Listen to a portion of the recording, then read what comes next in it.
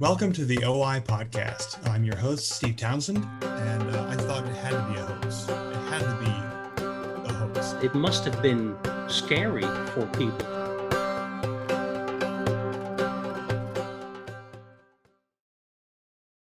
In 2016, I came across an album called The Flood by an English group called the Lyre Ensemble.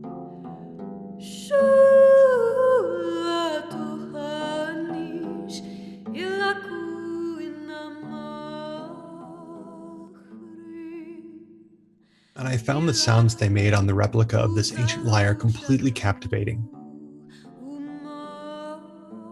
They brought to mind a fantasy of a distant past.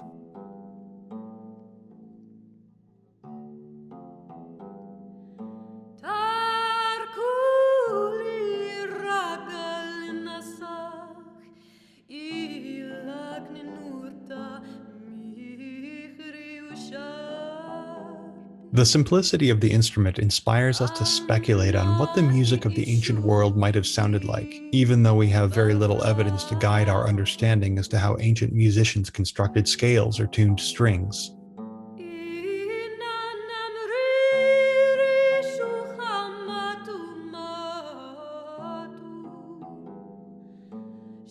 I recently sat down with members of the Lyre Ensemble, including Andy Lowings, who was inspired by then recent events to recreate this ancient instrument. It was April the 10th, 2003. I remember that date. I was looking at a magazine cover, and on the front of it, there was this image from about 2000 BC. And I thought, wouldn't it be great to have a look at what this harpist was actually playing? And so I thought to do a little bit of research on the internet. I discovered that there was this lovely cache of instruments that had been found by archaeologists in Ur. And this has just become more and more interesting. I looked at the beauty of these instruments. I wondered whether we could perhaps recreate one just as a hobby. I was standing in the kitchen talking to my wife, and I said, I think I've got to do this project. It's a fun thing to do, to recreate this gold lyre. And the best of them all, there were several found in the graves. Why don't we do the Baghdad lyre, the gold lyre? And it would be a fun project to do in our spare time. And she said, well, funny you should say that. I've never heard of these gold lyres from Baghdad Museum, but it was on the BBC News just earlier this morning to say that the museum had been ransacked and the gold lyre of Ur had been vandalized. Between April 10th and April 12th, 2003, in the wake of the invasion of Iraq, the Baghdad Museum was looted. The lyre was torn apart, the gold removed. Thankfully, many pieces were recovered. Today, a restored lyre is on view in the Baghdad Museum. Inspired by the image of the lyre and the recent destruction at the Baghdad Museum, Andy enlisted the help of his friend Jennifer Sturdy. Together, they set out on a journey to reconstruct the 4.5 millennia old instrument and to make music on it. Andy has always been one for slightly offbeat and crazy ideas. Yeah, I'm a civil engineer and I'm a project manager. So I've had some wonderful jobs in my life over in the Middle East, working with Sheikh in Dubai for 8 years, Channel Tunnel, project management. I'm not really a musician beyond playing a sort of sitting room harp. We are school friends. We are friends from secondary school. I'm a secondary school teacher by background for languages. I was always, I played the piano up to quite an advanced level. I've always been very interested in music and I've always supported people in musical projects. Perhaps one of my attributes is organizational skills and sort of finding out where we should do the research and which books we should buy and that kind of thing. And so together we made quite a good team. We were very fortunate at the very early stages to be invited to a conference in Berlin about ancient Near Eastern archaeology. And the first thing that happened when we said, well, we're going to try and make a playable replica of the very earliest known harp. And they said, well, it isn't actually, it's a harp, it's a lyre. The essential difference between a harp and a lyre being that on a lyre, all the strings are of the same length, whereas on a harp, they're of different lengths, and also they go straight into the sound box. So that was the first error that we made, was calling it a harp. We called it the Harp of Ur, but it is, of course, a lyre, the Lyre of Ur. We went to the British Museum, who've been very supportive throughout the entire project, I should say. And they very kindly gave us access to Sir Leonard Woolley's field notes. And that's when we started to first find out where exactly in Iraq the graves were located.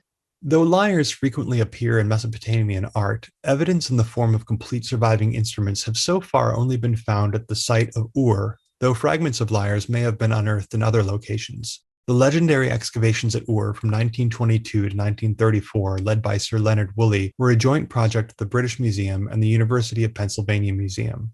The cemetery excavations captivated the public, thanks in part to the spectacular finds of objects that included lyres, other musical instruments such as a flute and cymbals, jewelry, statues, and the royal standard of Ur. This is one of the most famous sketches of when he opened the very largest grave, and you can see that there are bodies of women lying in very neat rows in this grave, and on the left-hand corner there, the sketch of the lyres that they found. And the largest lyre, you can see with the bull's head on it, is the gold bull's headed lyre. There was also a silver lyre, you can see just above it, and another lyre and some silver pipes and various instruments found in this grave. It is an enormous mystery as to why all these people appeared, all these women, 68 women, appeared to voluntarily go to their deaths. When Sir Leonard Woolley opened the grave, one of the things that he commented on, which I find intensely moving, is that he found the bones of the hand of the last lyre player, a woman, lying across her instrument. So it would appear that she played right up until the moment of her death. So I find this a very dramatic drawing, showing what was found in the grave.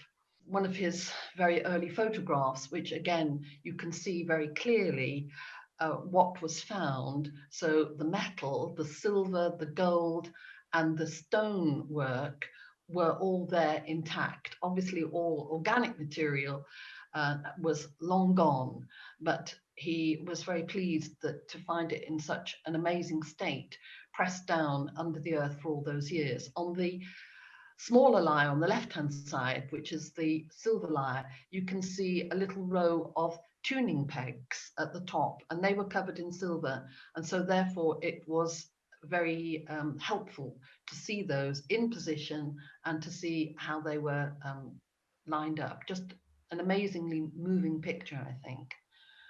And this is the replica, well, the wooden part is the replica of the finished lyre, which was taken to the National Museum of Baghdad. And this is the one that Andy was referring to and said was vandalized in 2003. So all the gold and silver and stonework on it is from the original. It's a very iconic instrument. We did get a lot of help from the Baghdad Museum.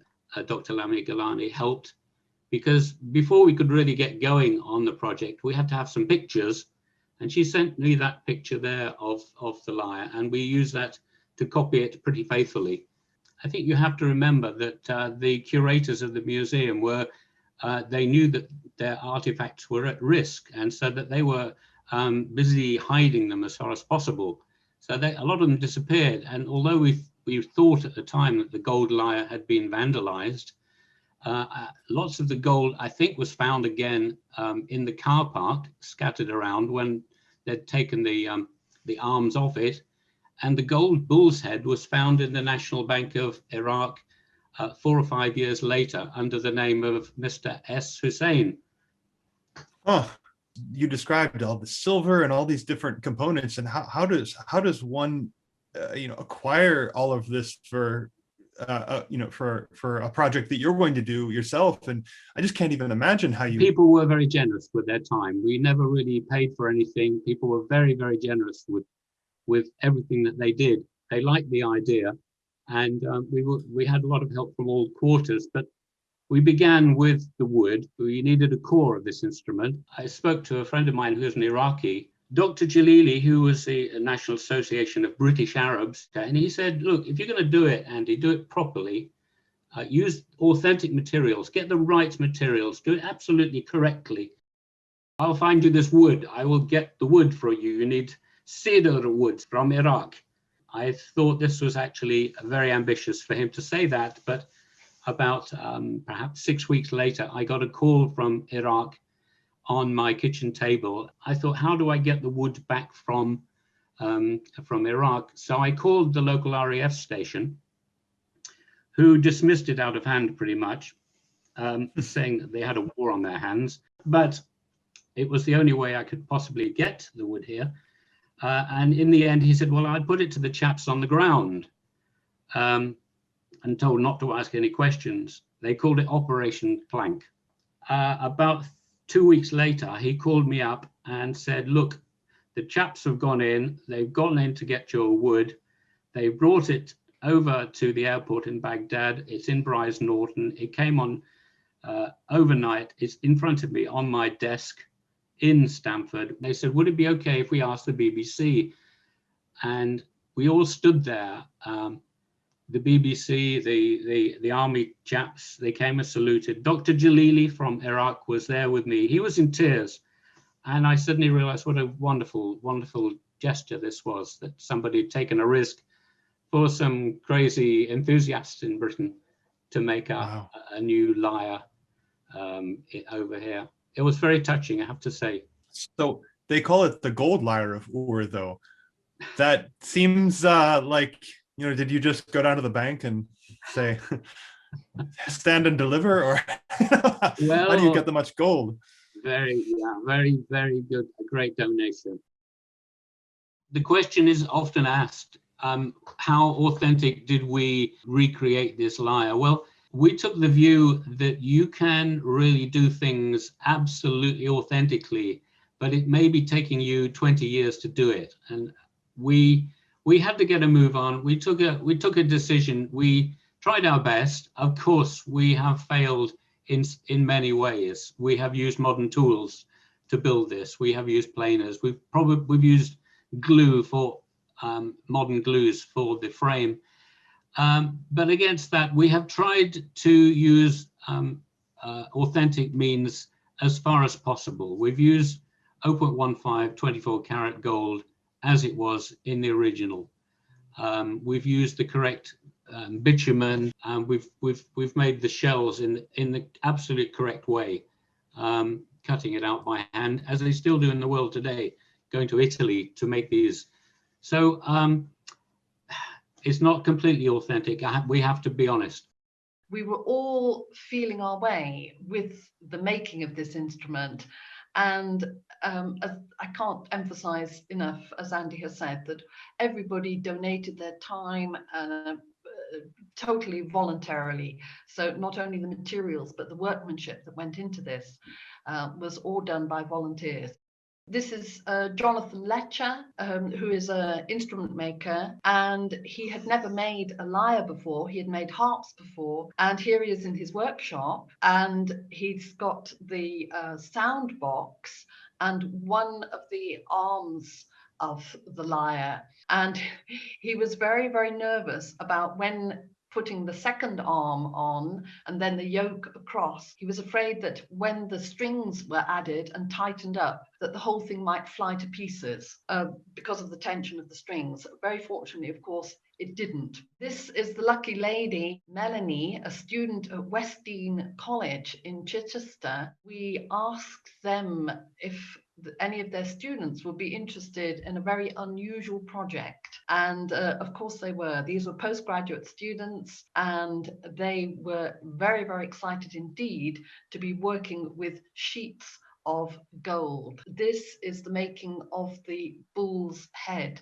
This was an enormously complicated exercise. The exploded view shows you how many pieces it was.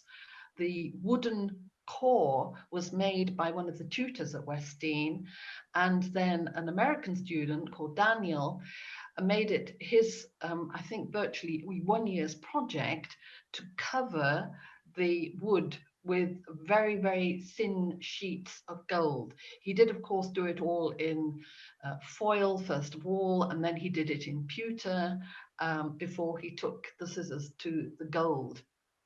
The burnishing of it, the pressing down of the gold onto the beard and onto the forehead was enormously complex, and they are not just a straight forward cone, and of course left and right, the ears, the beard, everything, it was all totally different.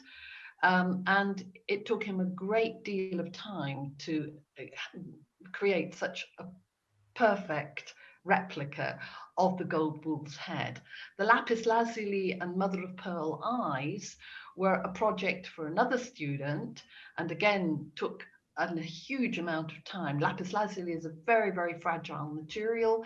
They're kind of like little diamond shapes with a ring of white mother of pearl and a little blue disc in the middle, and then it was all assembled together. We should say that the mother of pearl came from the Persian Gulf, which is probably where it came from for the original Iraqi instrument, and arrived in Andy's house still with seaweed attached to it and smelling to high heaven.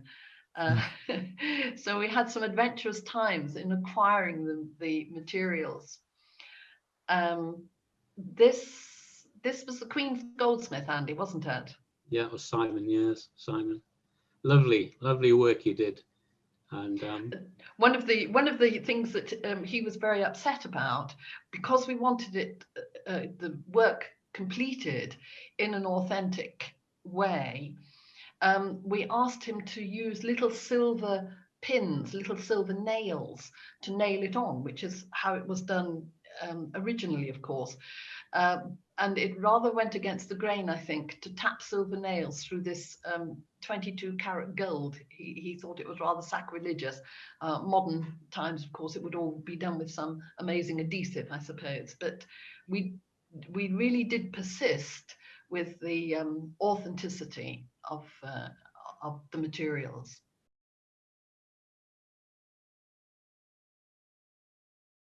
How about the strings? What were the strings made of, and back then, and what are these strings made of? well, in the grave, in the archaeology, in the dig, there was only a pattern left on the ground. There was nothing left at all. And the British Museum said it wasn't a metallic thing. It was probably organic, and it was probably gut like this. So we've used gut. It could have been tendon. It could have been hair, skin. And we've used 8 strings, and there's a couple of reasons for this.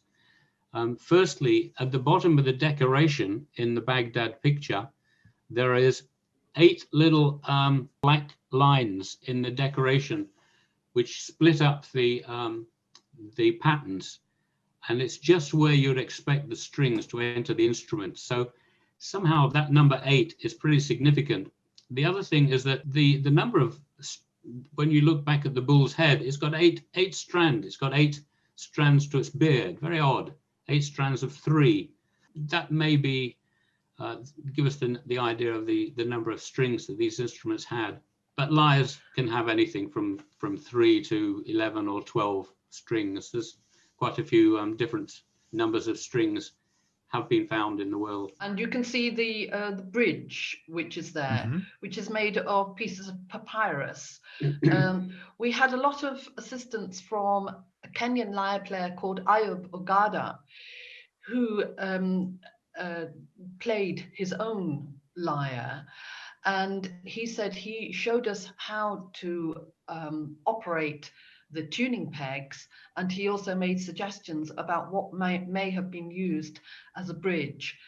It has to be said that now when we play the lyre, we mostly have a wooden bridge, more like a modern instrument, but this is probably the most likely thing that they had at the time. It's attached in this particular instance with bitumen, and all the decoration which you can see around the lyre, blue, pink and white. The pink is pink limestone, which is only found in the mountains of northern Iraq.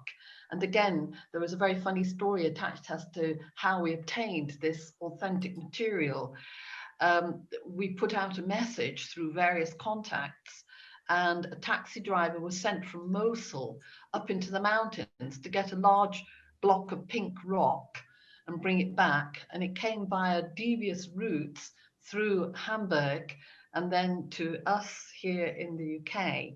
And then I have to say, we did use sophisticated cutting instruments in order to cut it up into little thin sheets and little thin sticks to put it all around the decoration of the lyre.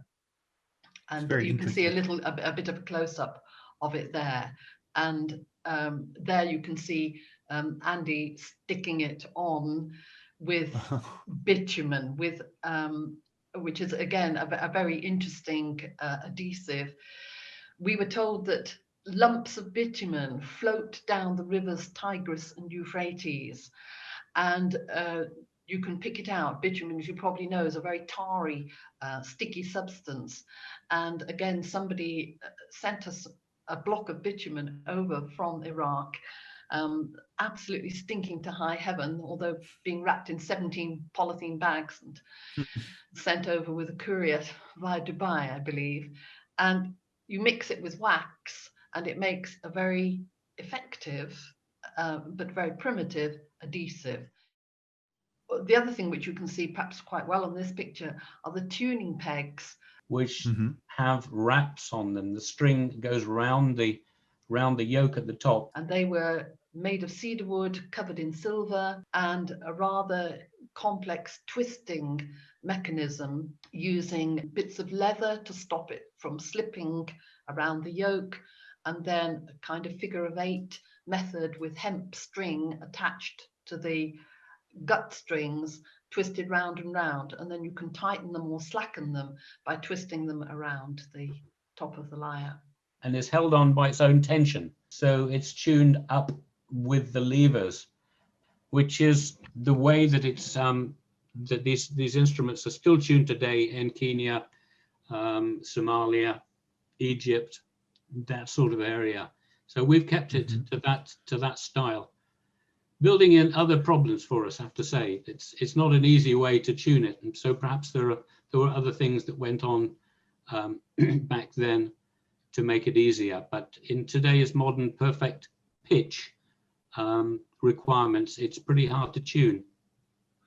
Professor Ricardo Eichmann at the Freie Universität in Berlin had a wonderful conversation with us and said, you know, really that we don't know how these things are tuned, and so you can tune it how you like, which is very, very liberating.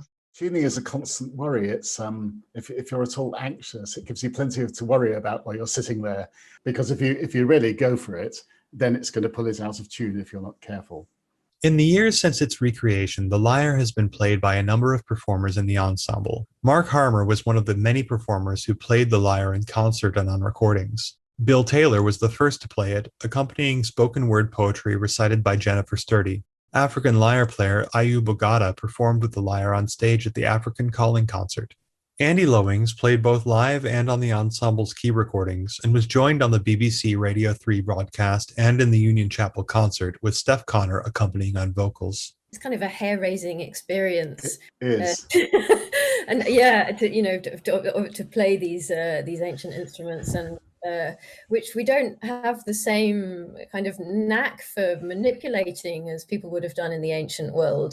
I think, we can't say that they're difficult to tune and they go out of tune because they're not as sophisticated in their mechanisms as modern instruments. I think it's probably more the case that we just don't know how to use them, and we don't have the requisite expertise because we're not part of the practice in which they existed.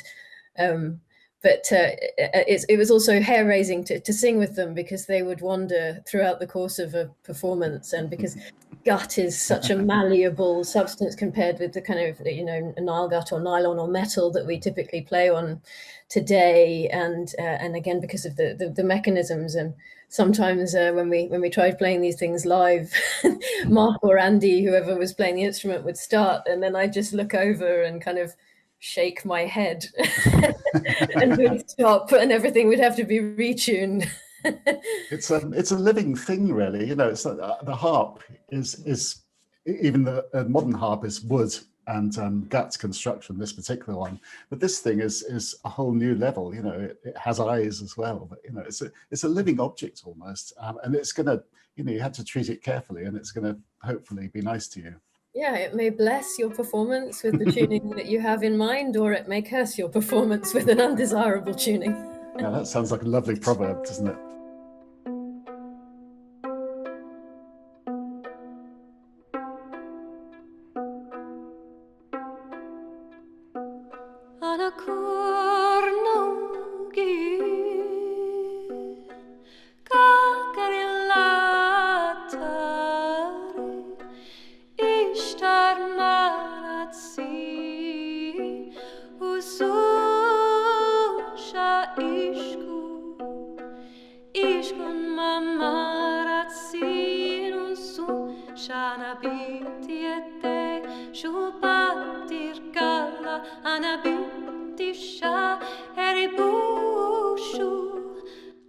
Join us for our next podcast when we talk with members of the Lyre Ensemble and explore the aspects of performance using this instrument and of creating new music on the ancient lyre.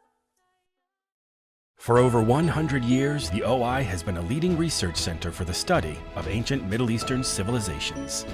Join us in uncovering the past and learn about the beginnings of our lives as humans together.